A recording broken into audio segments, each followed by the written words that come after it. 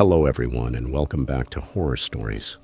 I know many of you use these episodes to fall asleep, so before you drift off, I'd love it if you could leave a comment letting me know where you're listening from around the world. Also, don't forget to like and subscribe if you're enjoying the episodes. Story 1. My name is James. I was 26 years old when I decided I needed to disconnect from everything and everyone. It wasn't an emotional breakdown nor a midlife crisis. I just needed to shut my mind off completely. So I thought, why not hike part of the Appalachian Trail alone? Not the whole thing, obviously. Just a manageable section of about a week, starting near a small town called Elkridge, North Carolina, on the outskirts of Hot Springs, and descending back toward a place called Blinn Hollow. It seemed remote enough that I wouldn't run into tourists, but close enough that I could get out if something got weird. I didn't make it public, didn't create any drama. I told my boss I was taking a few days off and left a vague message for my sister like, I'm going to be off the grid for a while. And that was it. No Instagram posts, no GPS tracking links, no emotional goodbyes. The last thing I wanted was someone texting me every 2 days, asking if I had found myself yet. I wasn't going into the woods for that. I wasn't trying to heal. I was just exhausted. Mentally drained by fluorescent lights, noise, the pace. I wanted to hear my own thoughts again. Or better yet, have none at all. The first 3 days were exactly what I needed. Long stretches of quiet trails surrounded by dense greenery. When you're that deep in nature, you start noticing strange things, like how many shades of moss exist, or how the bark of trees feels when you press your whole body against it. It's as if everything sharpens. I felt tired, yes, but it was the good kind of tired, the kind you earn after hiking all day. My legs ached, but in a satisfying way, like they had actually done something worthwhile. I ate those horrible freeze-dried meals, slept under a tarp, filtered water from streams, saw deer a couple of times, and even spotted a bear in the distance on a ridge. It didn't look at me, and I didn't want any trouble either. I was careful. Too careful, honestly. I hung my food bag every night, took precautions with fire, double-checked my maps, used landmarks, and marked emergency spots. I had backup plans for my backup plans. That structure made me feel safe while alone. It gave me the sense that everything was under control. But on the fourth night, everything changed. I set up camp in a hollow just north of Devil's Thread Gap, about 10 miles from the midpoint of my route. There was a dry creek bed nearby, and a small clearing with enough rocks to block the wind. I remember thinking it was the perfect site. I boiled water, opened a pouch of powdered lasagna, just as disgusting as always, and sat on a half-rotted log to read a book on my phone. I was starting to relax when I smelled it, immediately. A sharp chemical punch like a mix of blood, battery acid, and something rotting at the bottom. It wasn't just unpleasant. It was wrong. You know when your brain picks up on danger before you can reason it out? That's exactly what happened. I thought maybe an animal had died nearby, so I got up and slowly checked the area, looked under bushes, climbed up the slope a bit, scanned the tree line. Nothing. No body. No vultures. No marks or footprints. Not even disturbed leaves. Everything was still. Too still. I didn't waste time. I choked down my food quickly, checked the food hang, and got into the tent before the sun went down. After midnight, I heard the footsteps. Slow, one by one. Dry steps on leaves and branches. They weren't frantic or animal-like movements. I've heard raccoons, foxes, even deer walk through the woods. This wasn't that. It was deliberate. I sat up inside my sleeping bag without making a sound. I didn't even breathe. I just listened. The steps circled the tent once, just one perfect loop. Then they stopped, right behind my head. No crunching, no flashlight, no voices, just silence. I didn't unzip anything. I didn't move a millimeter. I had a knife hidden under the bag and gripped it so tightly my hand went numb. I waited. I think I stayed like that until the sky turned gray and the birds began to sing. At dawn, I checked the ground behind the tent. There were footprints, not mine.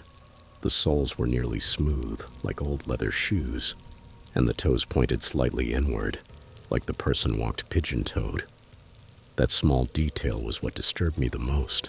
I don't know why, but it unsettled me. Something about their gait wasn't right. I packed everything at record speed. Didn't eat, didn't even stretch.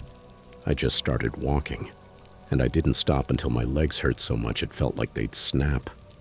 I skipped the campsite I had planned for that night, took no breaks. I only paused long enough to chug water and keep going, and the smell followed me. It came in waves, sometimes faint, sometimes stronger, rusty, putrid, and with a sweet note, like rotting fruit. It made no sense. Nothing dead smells like that for 10 miles. That night I camped on top of a ridge, sparse trees, open view in all directions. I thought that would make me feel safer. It didn't. I didn't make a fire, didn't cook. Got into the tent with the knife in my hand like it was fused to me. Around 2 a.m. I woke again, breathing, slow, steady, human, coming from the edge of the woods. It wasn't moving, not panting, just there, watching. Then the footsteps started again. Crunch, crunch. This time it didn't circle. It came straight toward the tent. I could see the silhouette, tall, thin, outlined by the moonlight. It was holding something. A stick. No, something longer. Like a rod or maybe a staff. It stopped right in front of the tent and tapped it once. Just once. Like someone tapping a window with a finger. Then it turned and left. But the smell, that stench lingered in the tent long after it was gone. I didn't sleep again. Didn't even sit. As soon as the sun rose, I packed up in 10 minutes and took a shortcut I had marked on my map. A maintenance road that would eventually lead to the highway. By late afternoon, with my legs on the verge of collapse, I came across an old hunting shack, barely standing. 3 walls, half a roof, rotting wood. I stepped in just to catch my breath. And that's when I saw them. The carvings. Dozens of names etched into the wood above the entrance. Some were initials, others full names, all with a date, some from decades ago, others more recent. The newest one was just 3 days old. Beneath that, an empty space, not even subtle. A blank strip, like it was waiting for the next one. I sat there, knife in hand, heart pounding so hard I thought it might burst through my chest. I spent the entire night in that shack. Didn't sleep, just listened. Every time something rustled outside, I thought it was him, that he had come back and was waiting for dark. But he never returned. At first light, I ran down the road, walked until I saw a ranger truck. I probably looked like a castaway. The ranger asked if I was okay. I told him I'd seen a bear and got lost trying to avoid it. He didn't ask any more questions. When I got home, I sold all my gear, maps, boots, even the water filter. I haven't gone hiking since.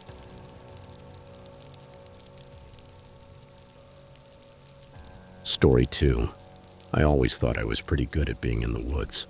I wasn't some survival expert or anything, but I knew how to camp, hike, and didn't freak out every time a twig snapped. So when my cousin Ben invited me to spend a week at his family's place near Waverly, Virginia this past August, I said yes without thinking twice. They had this huge log cabin located far from anything resembling civilization. No neighbors, no cell signal, not even a hint of artificial light. Just a sea of trees that began right behind the yard and stretched out endlessly. Ben and I had spent many summers together growing up. Even after we started college, we kept the tradition alive. We were both 20 by then, technically adults, but when we were together, it was like nothing had changed. The same dumb jokes, the same competitions over who could eat more gas station snacks, or whose university was more depressing. After a few days there, boredom hit us hard. No Wi-Fi, no girls, and only so much Mario Kart a person can take before questioning their existence. That's when Ben brought up the old fire watchtower. "There's one past Ridgepoint Cliff," he said casually over grilled cheese sandwiches. About 3 miles out, super run down but still standing, you can see the whole county from up there. I froze with the sandwich halfway to my mouth. Have you ever climbed it? Once back in sophomore year, we did a night hike. Scared the hell out of me, not gonna lie, but it was amazing too. I raised an eyebrow. A night hike through a forest with no trail, that's a hard no for me. Ben shrugged. Come on, dude. We've done way dumber stuff. I've got flashlights. It'll be fun. We can camp out on the platform, cook some food, have a wilderness bonding experience. Oh.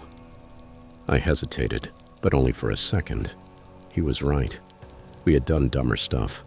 Plus, I didn't want to be the coward backing out of something that honestly sounded pretty epic. We packed up around 8:30 that night. Ben brought the essentials: 2 cheap sleeping bags, a mini camp stove, some instant ramen, and an old tent just in case. I grabbed 2 flashlights, my lighter, a water bottle, and the folding knife my uncle gave me for graduation. Just having that knife made me feel a little more at ease facing the unknown. We set out just before 9.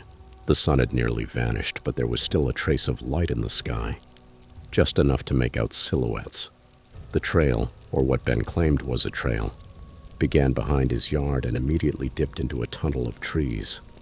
It was narrow, uneven, the kind of path that only exists because a couple of deer have been walking it for years. Every few steps I had to duck under branches or jump over half-buried roots. One tripped me so badly I almost kissed the dirt. Should have worn shin guards, I muttered. Ben just laughed. Welcome to nature's gym. After the first 15 minutes, we barely spoke. The forest was unnerving. I hadn't realized how used to noise I was until I noticed its absence. No crickets, no frogs, not even the buzz of mosquitoes. Just our footsteps and the occasional crunch of leaves when we brushed past something.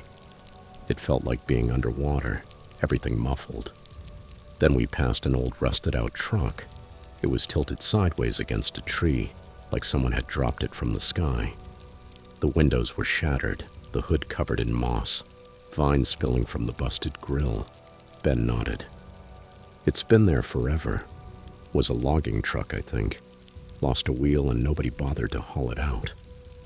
We joked that it looked like the beginning of every horror movie, the part where the camera zooms in on something weird and you already know someone's gonna die. About 30 minutes later, we found something hanging from a branch. At first, I thought it was one of those weird decorations, like wind chimes made from cans. But as we got closer, I realized they were bones. Small ones, probably from birds or rodents. They were tied together with pieces of old string, some dirty feathers mixed in, and red paint smeared on the larger ones. I just stared at it, not daring to get closer. What the hell is this? Ben squinted. Stuff the locals leave. Supposed to be protection symbols. Some kind of folk ritual. My dad told me once. Appalachian witchcraft. I didn't like the way it moved.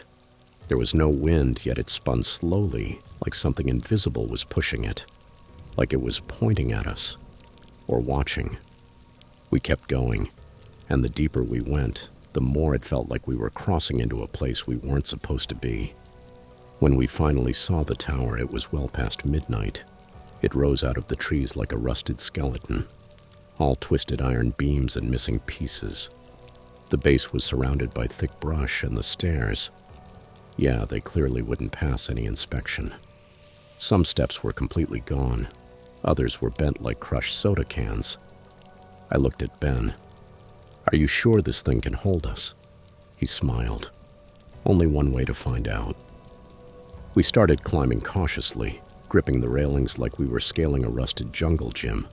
Some steps groaned under our weight, and I had to leap over a gap that made my stomach lurch. But eventually we made it to the top. The platform was warped metal, grates bent at odd angles. The little cabin where the rangers used to sit was still standing, but it reeked of mold. And something worse. Maybe a raccoon lived in there. We didn't check. Instead, we rolled out our sleeping bags on the open platform, cooked some ramen, and stared at the stars. For a moment, it was magical. No noise, no distractions. Just us in the sky. Then I heard it, a soft crunch down below. Not a squirrel, not a raccoon, something heavier. Ben's flashlight flicked off. "Don't move," he whispered. We froze. Step, pause, step, pause. It circled the tower once, then again. Slow, deliberate. No voices, no snapping branches. Like it was searching. Just those steps. Rhythmic, measured. I wasn't breathing. My heart thundered in my ears. I counted the steps in my head. 12, 13, 14. Then, silence. I don't know how long we stayed like that. Could have been 10 minutes, or an hour. Eventually, I started breathing again. Convinced myself it was just a hunter or a hiker who saw our lights. At some point, I must have fallen asleep. But when I woke up, something felt off. Ben's sleeping bag was empty. Open, just like he'd left it. I sat up. "Ben." Nothing. I stood and walked to the edge of the platform, shined my flashlight downward. And there it was. Someone standing at the base. It wasn't Ben. The figure was tall, thin. Its arms hung weirdly. Too long, like it didn't know where to put them. Its head tilted. Not like someone looking up, more like it was broken. Its whole body looked deformed, stretched. Then I heard Ben's voice, from the trees. "Josh, I need help." Too clear, emotionless, like a recording. Again. "Josh, I need help." Same voice, same tone, identical. I stepped back. My hands were shaking. I didn't even realize I already had the knife in my grip. The figure didn't move. Then it started to climb. Not the stairs. Through the beams. Clutching the metal. Its limbs bent at impossible angles. No sound. Just motion. I turned. The stairs behind me had collapsed. No way out that way. The thing was halfway up. Then I heard it again. "Josh." But this time it was Ben. His real voice, breathing. Human. The thing stopped. Then it let go. Dropped like someone cut its strings. I ran to the edge. Nothing. It had vanished. Seconds later, Ben burst from the trees, pale flashlight shaking in his hand. "Run," he yelled. "We have to go." "The stairs." "Slide. Use the beams." I didn't think. Grabbed the first pipe I saw, launched myself down, hit the dirt hard, skidded down the slope until Ben caught me. We didn't say a word. Just ran.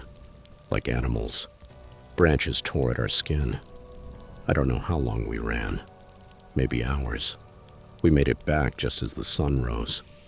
When we got to the cabin, Ben slammed the door and locked it. Only then did he speak. Said he had gotten up to pee and saw something. At first he thought it was me, but it moved weird, jerky, like it didn't know how to use its body. Then it hid behind a tree and vanished. Story 3. I was 17 that summer when everything at home fell apart. My parents argued constantly. It didn't matter what it was about. Money, dirty dishes, the TV volume, or who forgot to buy more toothpaste. Every tiny disagreement exploded into a full-blown fight. Many times after school, I'd sit in the car in the driveway, just waiting for them to stop yelling.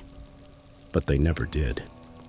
One night after a particularly brutal fight, my dad ended up throwing a chair against the wall. I texted my mom from my room. "I need to leave." She didn't even ask where. She just replied, "Okay, be safe." My Uncle Travis had a fully isolated cabin near Franklin, West Virginia.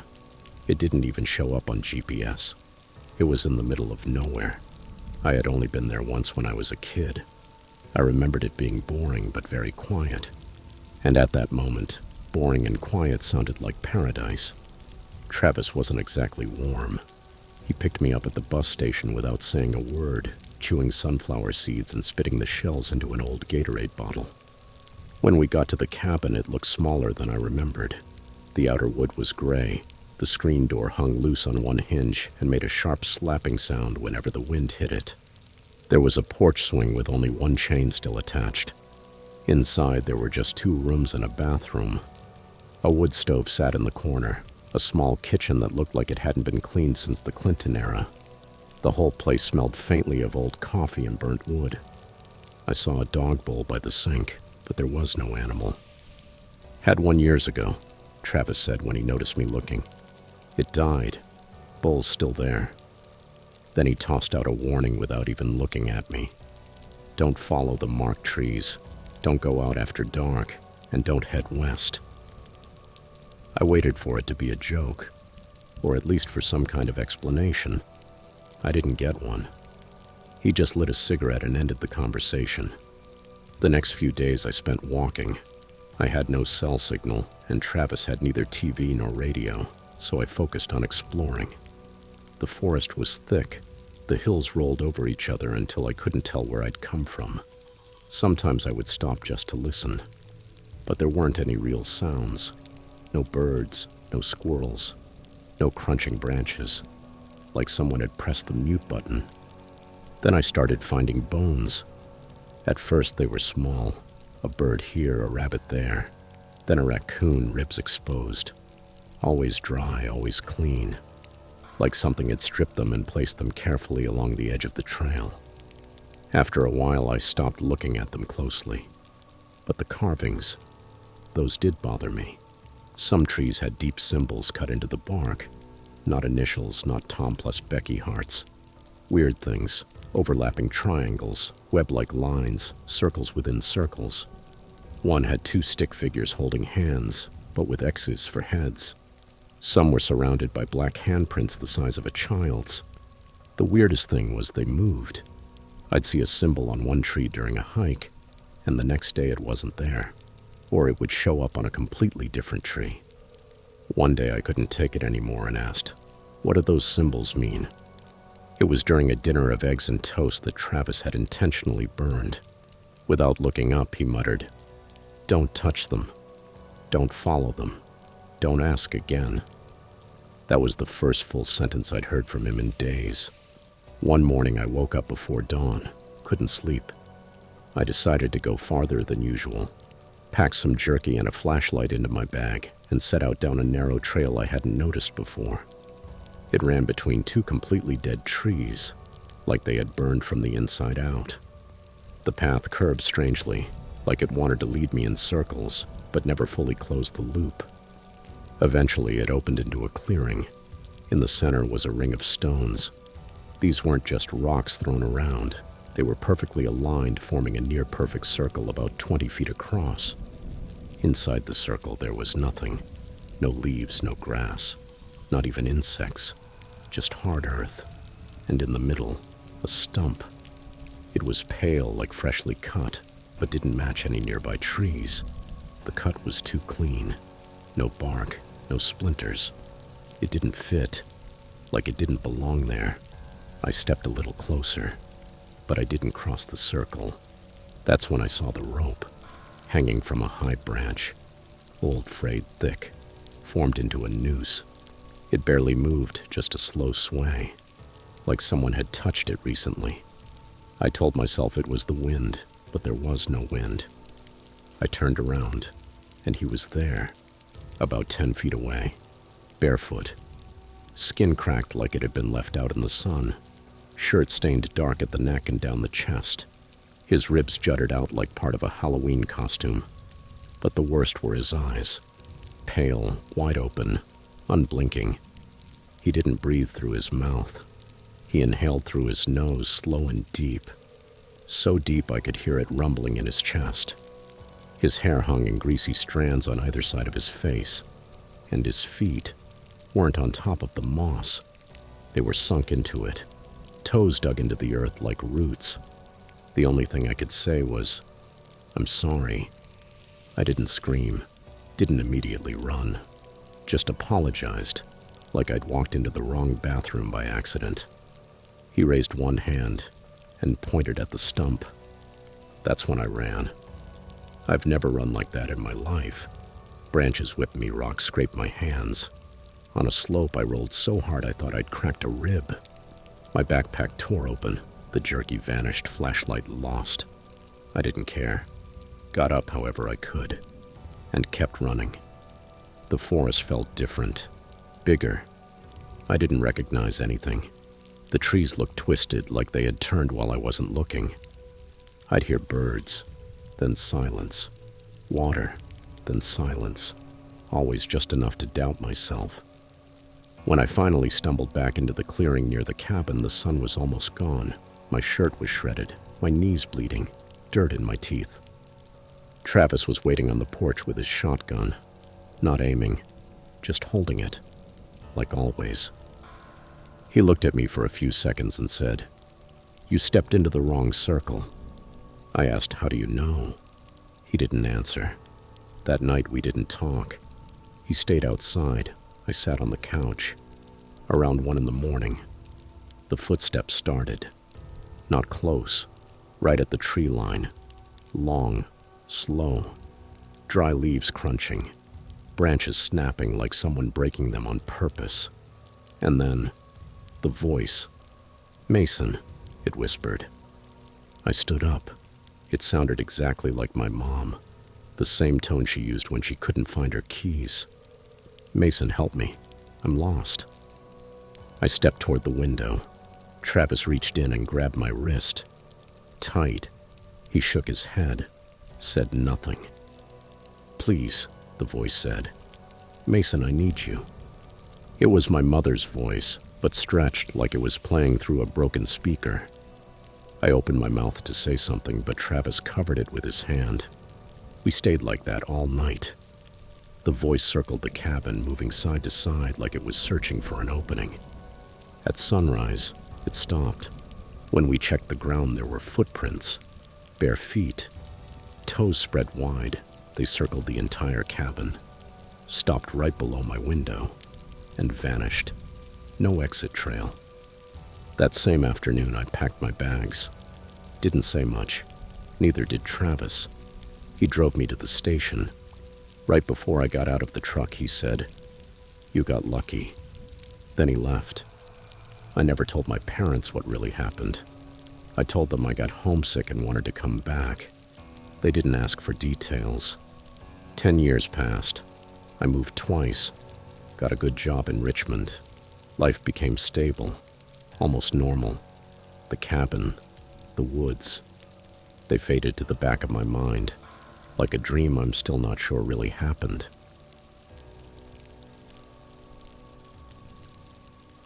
Story 4. I was 23 the first time I tried solo camping in Blue Ridge. I'd gone on plenty of weekend hikes before, usually with friends, and mostly near home.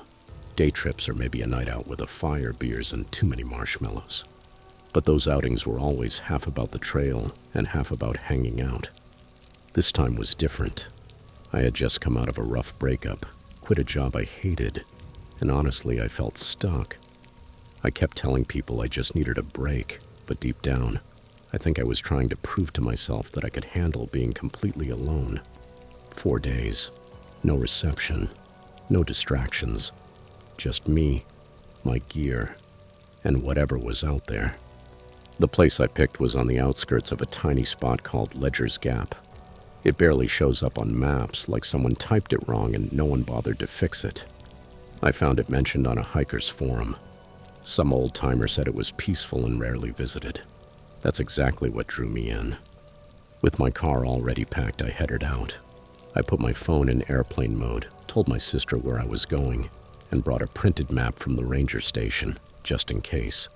No GPS, no social media. I packed the basics: tent, water filter, some dehydrated meals, my knife, a small first aid kit, and a dusty crime novel I'd been meaning to read for over a year. When I stopped for gas near Ledger's Gap, I asked the clerk if the Firebrush Trail was still accessible. He didn't even look up from the counter, just nodded once and muttered, "Yeah, always open." No smile, no warnings, not even a take care. The vibe was odd, but I chalked it up to small-town awkwardness. I bought a water bottle and continued on. The trailhead was basically a gravel patch on a bend in the road. There was a weathered wooden post with a sun-faded sign that read, "No maintenance beyond this point. No parking lot. No ranger shack. Not a single car in sight." It looked like one of those places the world forgot. I locked up the car, adjusted my backpack straps, and headed into the woods. The first few kilometers were beautiful. The trail wound between tall trees, their trunks wrapped in moss, low bushes crackling underfoot. The air smelled of damp soil and old leaves. Now and then I'd hear a woodpecker or see a squirrel dart through the foliage, but other than that it was quiet, peaceful, with a slight edge of unease. By afternoon I'd hiked about 10 kilometers and found a flat spot next to a creek. It wasn't an official campsite, but it was perfect. Soft ground free of rocks, a clearing ideal for my tent, and a small slope where I could sit and eat. I pitched the tent, filtered water from the creek, cooked a bag of chili on my little stove, and sat on a log with my boots off, watching the current. That first night was completely calm. I read for a while using my headlamp, then crawled into my sleeping bag and fell asleep to the sound of the running water and leaves rustling above the tent. The second morning I decided to go hiking without carrying everything. The map showed a rocky overlook about 3 kilometers farther up the slope. I left the tent and gear behind, taking only a small day pack with food, water, and the map. For safety, I tore an old red t-shirt into strips and tied one to a branch about every 100 meters or so, just as trail markers. Nothing fancy, just quick knots. The hike was easygoing and I didn't run into a single person. The trail narrowed and got steeper the closer I got to the overlook, but I eventually reached the rocky edge the map described. The view was stunning. Layers of green in every direction, the treetops blending into one solid wall of nature. I sat on a rock, pulled out some granola and jerky, and just listened. No cars, no conversations, no planes overhead, just the wind, the leaves, and my own chewing. I stayed about 30 minutes before heading back. It was around 2 o'clock when I returned to camp, and that's when I saw it. About 6 meters from my tent, tied to a shoulder-height branch, hung a strip of red fabric. Same color, same type of material, but it wasn't one of mine. I walked over immediately and noticed something else. The knot was different, tighter, more deliberate. Mine were quick loops. This one looked intentional. The fabric was also darker, like it was damp or dirty. I stood there a long time, trying to convince myself that maybe I had tied it and just forgotten, but it didn't make sense. I hadn't been in that part of camp during the hike. My last marker was much farther up the trail. I rechecked all my original ties, backtracked the first part of the hike. All of them were still there. This one didn't match the pattern, and it hadn't been there that morning. That night I didn't eat dinner. I crawled into my tent as soon as the sun went down, with my knife within reach, and lay there listening. Every crackle outside felt louder than normal. Every gust of wind startled me, but nothing happened. Nothing touched the tent. I barely slept. At dawn, I had made up my mind. The ranger map mentioned a primitive shelter cabin about 13 kilometers deeper into the forest. I figured if someone was messing with me, they wouldn't expect me to keep going farther in. The cabin had 4 walls, maybe a lock, maybe even an old ranger radio. I packed only what I needed and left early. After about 2 hours, the forest started to feel different. Not threatening exactly, just still. Like someone had turned the volume down on everything. No birds, no buzzing. Even my footsteps sounded softer. Then I heard it. Movement up ahead. Quick, light steps. Too soft to be a deer. Too smooth to be a raccoon. I stopped, called out, "Hello?" Nothing. The trail split about 50 meters ahead. The left fork climbed a steep hill. The right descended into a denser valley. I stood there, unsure which way the map meant. Then I saw it. On a branch just past the left path, another red strip. Same knot as the one near my tent. Same placement.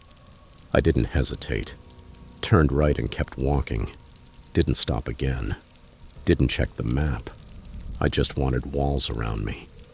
The shelter was barely standing, a wooden shack, single room, dented tin roof, and a crooked door that groaned as it opened. Inside, it smelled like old smoke and rodent droppings. There was a shelf with a rusty can of beans, a broken broom, and a pile of dry leaves in the corner. But it had a latch on the door and a firm wall to put my back against. I locked up, lit a candle, and sat against the wall with my knife in hand.